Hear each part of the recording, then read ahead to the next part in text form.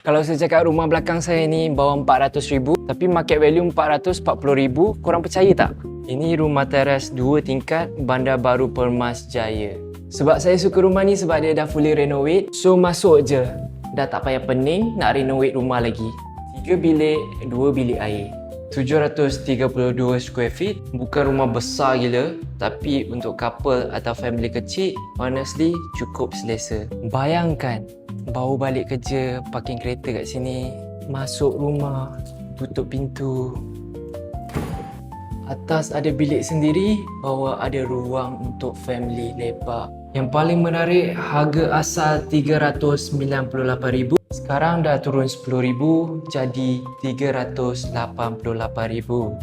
Market value pula sekitar 440,000.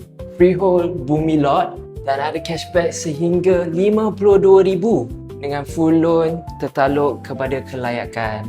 Kalau korang tengah cari rumah pertama dekat Permas, mungkin rumah ni yang korang tengah cari.